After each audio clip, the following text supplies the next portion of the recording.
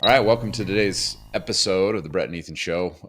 We just cover what's going on out there in the economy and how you can have more financial success. That's what we do here at the podcast.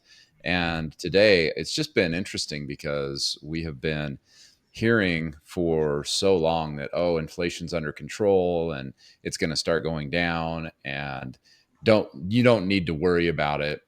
And I think that just the opposite is happening. And Larry Fink, the CEO of BlackRock, the biggest asset manager in the world, possibly the biggest controlling entity in the world. Well, who knows what's actually going on behind the scenes? But he says inflation will be sticky. But Ethan, this is classic.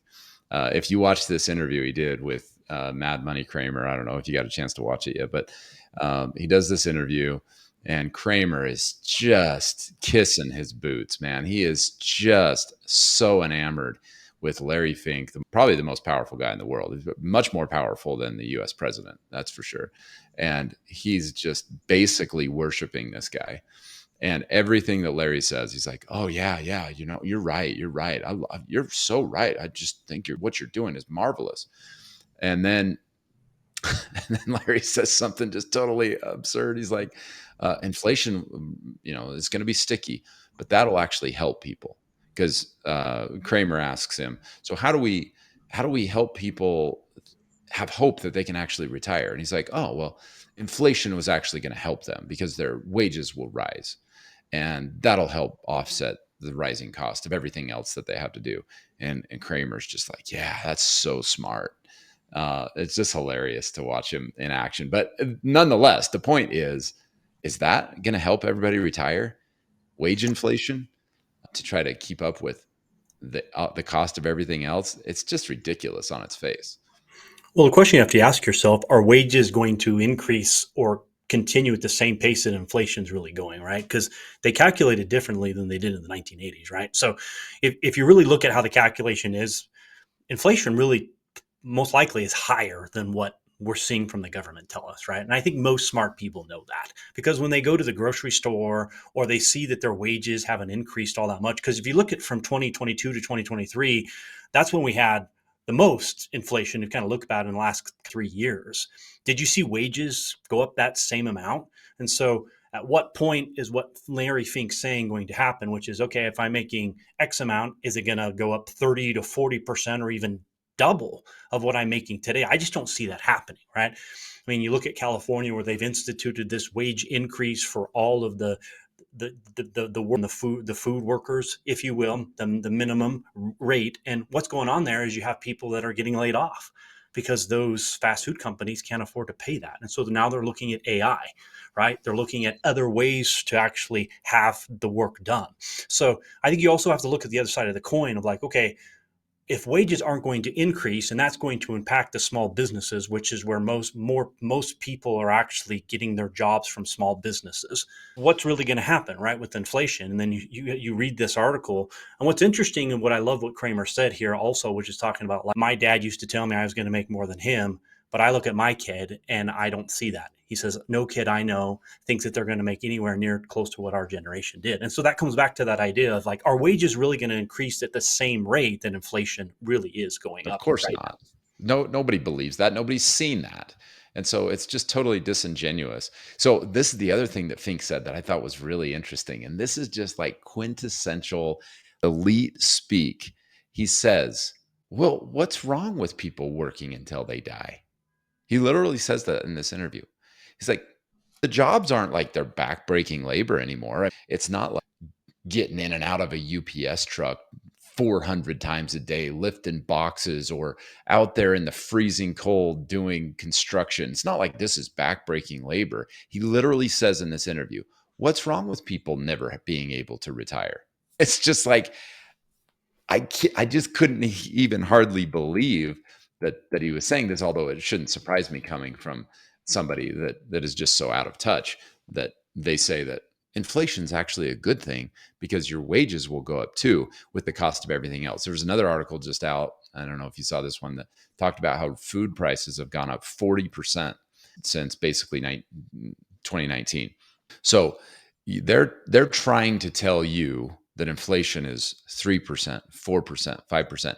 Ask anybody. I just went on a trip with my family, drove across the country. Every single meal that I got for a family of 4 kids was over $50. I could not buy anything at a restaurant, even Taco Bell was $50. And that was about as cheap as you can do it. 3, 4 years ago, that same thing would have been like $24. And so, are you trying to tell me that inflation's only 3 or 4%? No, everybody knows that it's not. And so I guess the real issue is, okay, it's here. And I know that you had the chance to go watch Michael Finke talk about this at a conference last year. And he talked about inflation really being the next big threat that people need to be considering for not just like how to pay the bills on a daily, but on how to plan for your retirement income as well. So what was his point about that? Yeah, I think it's what most people don't put into the equation. We've been talking about market losses here at Wealth Beyond Wall Street and the Brett and Ethan companies for years, right? Like that 10 years before you retire and the 10 years after, if you have a market loss during those times, there is a high likelihood, depending on what happens, that you could run out of money a lot faster, right? And so what people don't really think about is, okay, what if you have a market loss and inflation stacked on top of it? And so that's what his whole premise was about, because he said the economists, because he's an economist and a PhD, and they meet and they look at formulas to say, okay, in order to retire, what are the formulas have to look like? And he said, over the years, there's been one constant in all of those formulas, and that's inflation. They have it pegged around 3%. And so his point was, now that we're seeing since 2020 up to today, we're seeing raging inflation, if you will. Now that constant, with all of the calculations that they've had in the past, it pretty much makes those formulas invalid. Hmm. So you look at, okay, take the 4% rule, if you will. And for those who don't know what that means, what says, hey, I have a nest egg of, let's say, $1 million. It says I can take out 4% per year, and I can do that each and every year till the day that I retire. Let's say I retire at 65, and I won't run out of money.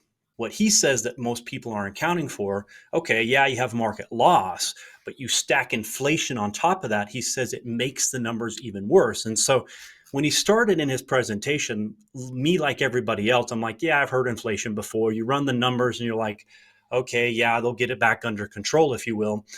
What really caught my attention when he started to show the graphs of how how much you run out of money Hmm. if inflation stacked on top of some of these other wealth destroyers, Yeah. right? So we've seen where we had a dip in the 2008 bust. We saw that during COVID we saw a little drop, and we might see, and probably we'll see, another drawback from these all-time highs that we're currently having right now. You stack inflation on top of that, and if I'm in retirement or getting close to retirement and all of the formulas now are invalid, how do you kind of make up for that? And so that's what was most shocking. He says inflation makes everything else worse. Every other calculation that you do, it compounds it to where you could potentially run out of money a lot faster. Well, I'm going to try. I'm playing around with his new system today, so I'm going to try to actually share my screen real quick, and you tell me if this shows up, because this is exactly what you're talking about. So when you look at, are you seeing this? Okay, Ethan. Yeah, I am. If you look at the S&P returns from 2022, this needs to be updated. I guess there's 23, not quite there yet, but you see what happened at the dot-com crash. Went down 3 years in a row, and then it recovered by 2008. You're basically back even, and then it crashed, and then it took another 5 years to get back to even. And so if you're see this, you can see that you started in basically 2020 or 2000, and 13 years later your money back to where it was before these market crashes. And people call this the lost decade. It was 13 years of basically no growth in the S&P. And for the longest time you're like, oh yeah, well that's right. If you happen to retire in your 99 or 98 or 97 or 2000, you just had your retirement destroyed, because from age 67 to age 80 you got zero growth and you're taking withdrawals, and it's a major problem, right? Okay, what happens if you weren't, right? What if you were 50 during that time and you just didn't have to take any money out and you just let it ride for 13 years? Well, the truth is not what it appears, because everybody will say, well, yeah, but you find that your money always comes back, it always recovered. Well, when you combine this with inflation, And let's just take a look and see what this. Uh, no, that's not what I wanted. The rate. I just put in 4%. Okay, so nothing outrageous. It's just 4% inflation, which we know is probably fairly nominal compared to what's actually happening when you look at what's happened in the last 3 or 4 years. But 4% inflation at year 13, you didn't get back to even, did you? No, because this red line is what your money would have been doing if you were keeping up with inflation. This is where you need to get back to in order to quote unquote recover. So, this whole idea that, oh, your money always comes back, your money always comes back. Okay, let's see how long it actually took to get your money back in inflation adjusted dollars. It wasn't 2013, it wasn't 2017. It was all the way out here in 2019 before you actually your money. Almost 2 full decades when you calculate inflation, what it would have been for you to recover that money. And now people will say, "Oh, well, yeah, but then look how good it did." Okay, well, are you going to retire here? Or are you going to retire here? You're going to retire somewhere in the middle? You don't know. That's the whole point, is that it's not that, oh yeah, well, eventually this did really well. Eventually, we don't know what eventually is. So the point is, these losses are even worse when you add inflation into it, and this is just at a 4% inflation rate. So anyway, just thought that that's something that uh, is interesting that most people have never seen before, and they have to kind of realize, okay, yeah, I'm not just dealing with losses, I'm not just dealing with taxes, I'm not just dealing with one of these things in a vacuum. Now I've got inflation to compound it all. Yeah, and that's what FICA was really talking about, because in the past it was held as a constant. So now all of these formulas, they're having to readjust that. And so when you actually put in what the government's saying is inflation, it says one thing versus what they used to calculate it, and it makes those graphs even more scary. Oh Of, yeah, hey, I it could does. run out of money a lot faster, maybe half of what I thought I might run out of it. Well, not to scare everybody, but I mean, while we're talking about it, we might as well show it. So this is on Shadow Stats. It's available for free. Anybody can see it. But take a look. This is the way they used to calculate inflation in 1990. And then this is what the way they did it back in 1980. And so the government's always fudging the numbers so that it looks less bad. It looks not as bad as it really is. And so if you go all the way back to 80 before they fudged the numbers, you're looking at, so this is what it used to be, and this is what they're telling you it is, right? So red is what they're lying to you about, blue is what they're saying it is.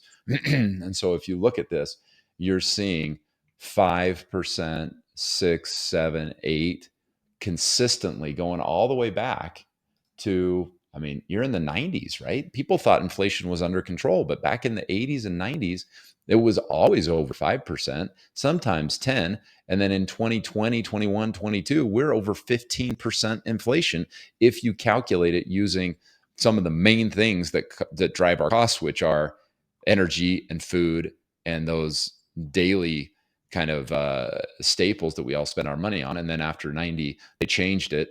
And so this is a 90s adjusted inflation graphic.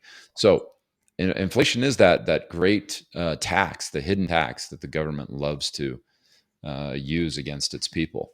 Yeah, and what's interesting about that article on the dollar stores, that you saw on, I think it was Breitbart, where it talks about, all 371 locations of the 99-cent stores are shutting down. What I loved about this article, because you see that, okay, well, okay, inflation is here. How am I going to actually deal with it? And if you look at in this article, it says the company stated that they engaged in an extensive analysis of all of the available and credible alternatives to identify a solution that would allow the business to continue with financial and legal advisors, but found nothing, Hmm. which I found interesting, right? And so then I'm sitting here like, okay, if I've got potential market losses, I've got other things that erode my wealth, and now that I've got inflation on top of it, how do I brace myself? How do I protect myself from it? Well, one of those that we talked about is step one is, for a portion of your assets, you want to create a bucket that you're going to turn on income that can be guaranteed and that could potentially go up. It's called guaranteed increasing income that can lock in your lifestyle. You want to be careful to not too much into a fixed bucket there. And so you look at Social Security in the movie Baby Boomer Dilemma that we were a part of. In there, some of the experts talk about that they feel like Social Security is actually going to go down potentially by up to a third. And so if you look at now, you have this huge storm that's coming, you have inflation that's on top. You go back to that graph, 2000 to 2003, the government's money. What if they have to start printing money again? How do I, as myself as a consumer, protect myself from actual inflation? You see this other article that you talked about where consumers are having to get creative, or they're having to go shop at different stores. They're having to come up with creative solutions in order to be able to have food, in order to actually live life, to pay their basic expenses. So part of that is, yeah, you may have to get creative. The other is, okay, yeah, you may have to earn some additional income, but it's also then the assets that you have that you're building for retirement. Can you actually protect those from market losses, which we say that you can for a portion of it, and then put them in inflation bearing assets when we mean that they can actually keep up with inflation, or maybe even go higher than inflation. And so that way, if you have a market loss during those times and the government starts to print money, you can still have your assets that continue to grow.